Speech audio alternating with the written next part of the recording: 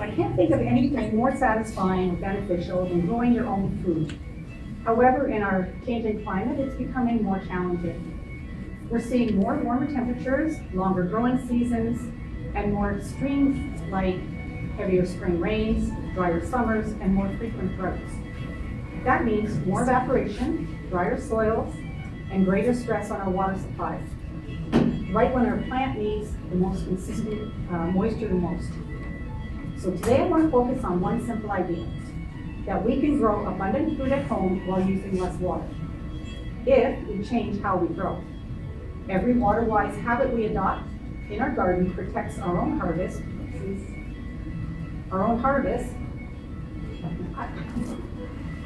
and reduces pressure on our municipal water system. I'll give you concrete techniques you can try whether you have a large yard, a small townhouse garden, or a concrete balcony.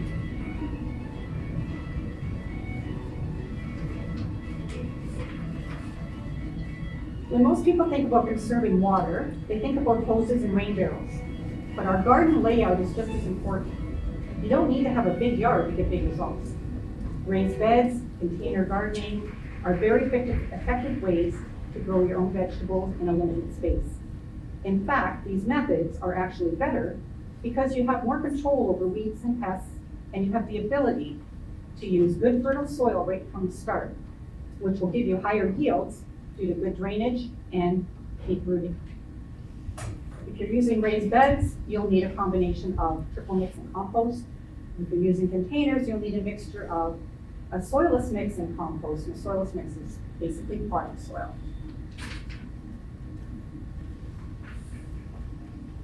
You can get very creative with your space by growing vertically, using trellises, arbors, and obelisks. When you grow vertically, plants such as beans, cucumbers, peas, and squash, even melons, can climb up instead of sprawling out, which is also good if you have limited space. The leaves create a living shade cloth over the soil, cutting the direct sun and reducing evaporation. Vertical growing also encourages deep root systems. Plants are less likely to flop and be shallow rooted. Plants can also handle deeper but less frequent watering, training roots to go down deep into the soil where it stays moist longer. So instead of a little watering every day, give it a longer soak twice a week, once or twice a week. And now take a moment and picture one vertical element that you could use next season, maybe along a garage wall, up a fence, or even a balcony railing.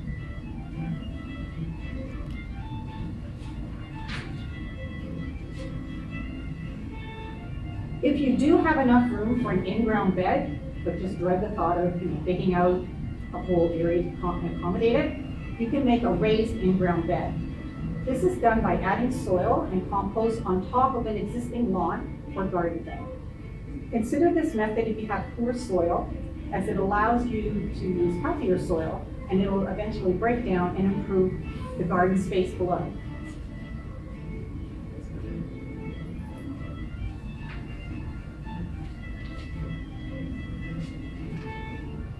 Leaves are a valuable asset in the garden, often referred to as black gold. You can use them for leaf mulch, you can make leaf mold, or you can use it as a soil amendment. Using leaf mulch is one of the best ways to build your soil, reduce weeds, and retain moisture, and insulate your plants in harsh winters.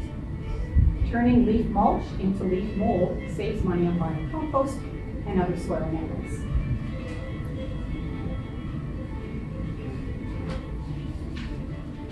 Mulching is about soil health. Mulched soil reduces evaporation, retains up to 25% more moisture over bare soil.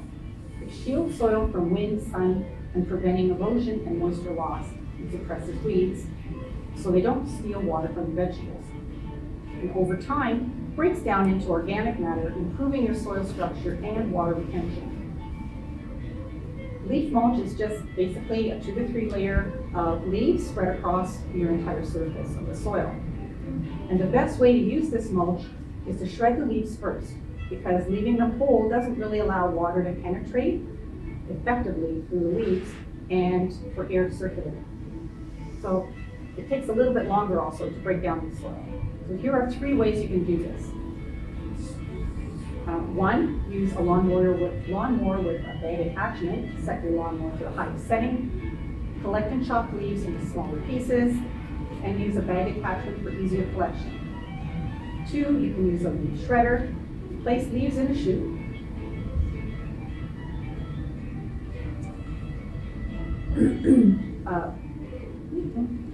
What's happening here? It's got a mind of its own.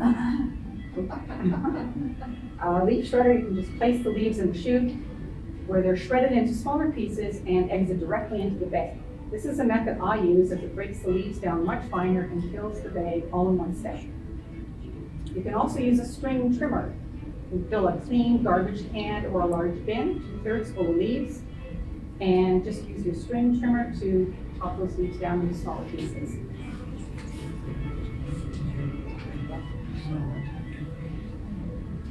Okay.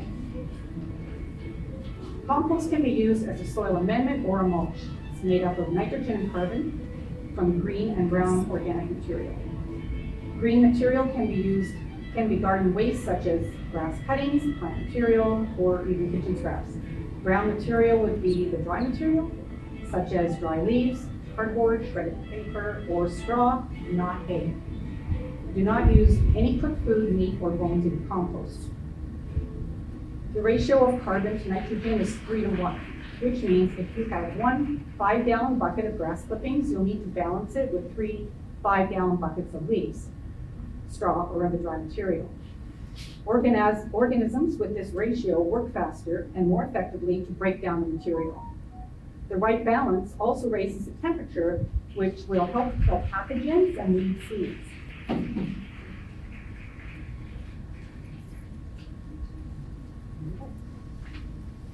Leaf mold is a great addition to your soil. It may not be as rich in nutrients, but does work wonders with soil structure, just to your soil structure.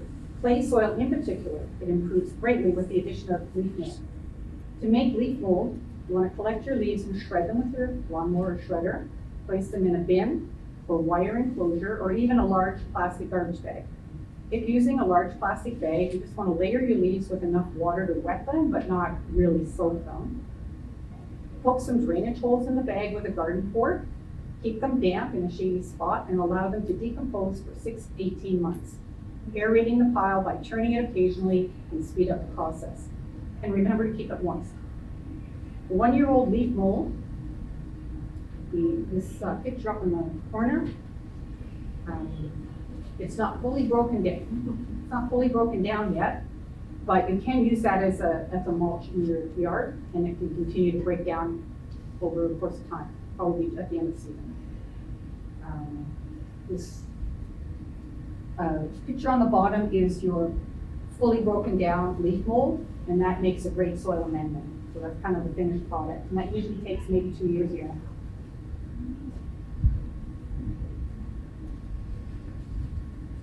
So the best recipe for water conservation is basically what's up here, 50 to 60% topsoil with structure and mineral content. It's really important to have that mineral content in topsoil.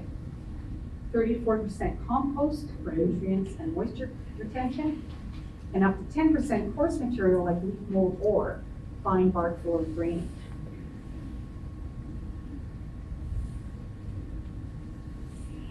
Long periods of extreme heat and drought are becoming the norm here in Southern Ontario, which means we're using much more water in our gardens to keep our plants thriving instead of just surviving. Using rain barrels is an excellent way to conserve water for use in the garden. They range from simple, inexpensive designs to very decorative designs. Each municipality usually has a promotion on in the spring offering a discount for a basic rain barrel design, and this is definitely worth checking out. Another method is to install a simple soaker hose or drip line.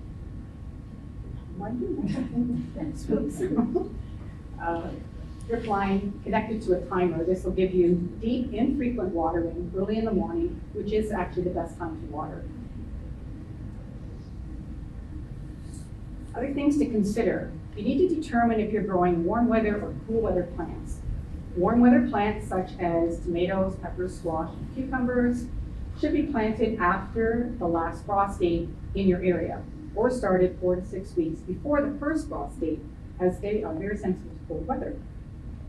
Cool weather plants such as lettuce, peas, carrots, beets, parsnips, spinach are much hardier and can be planted 2 to 3 weeks before the last frost date, when the soil temperature is about 5 to 10 degrees Celsius.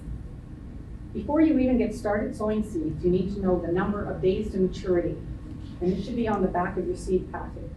The days to maturity are beyond or very close to the number of frost-free days. You need to start these seeds indoors. Give them a head start. Get this information, you can go to farmersalmanac.com, and it will calculate the number of frost-free days in your growing area and actually give you a whole chart on what to grow and what to start when, indoors or outdoors. It's a very good resource.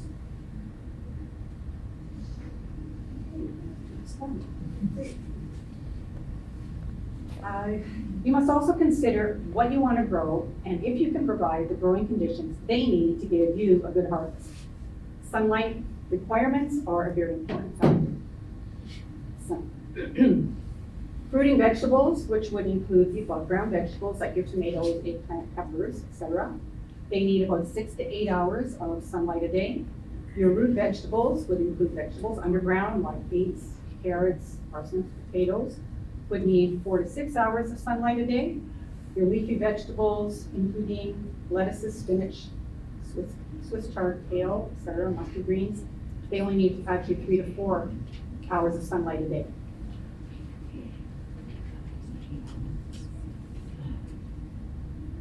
Now, let's bring these strategies together in one picture. Imagine a typical Richmond Hill garden next spring. Along the south wall, you've installed a trellis and you're planting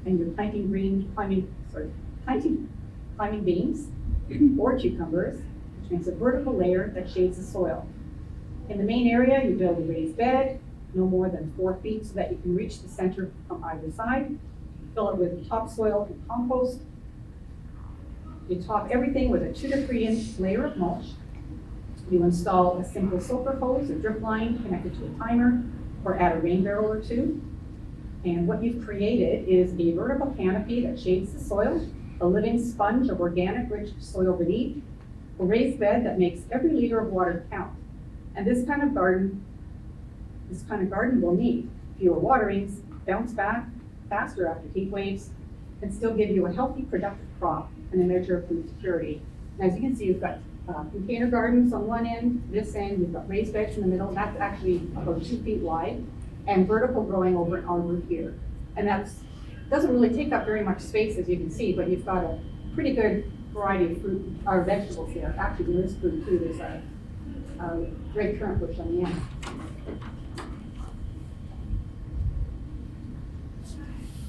So let me close with this thought. We often talk about climate change on a large scale, but resilience starts in small local places, like a community garden plot in Richmond Hill, a balcony full of vertical planters, a backyard where someone decides to mulch, build a raised bed, train their beans up instead of out. And each of us can grow a little more food with a lot less water. We're not just saving our own gardens, we're helping to build a culture that respects water as the precious resource that it is. Thank you.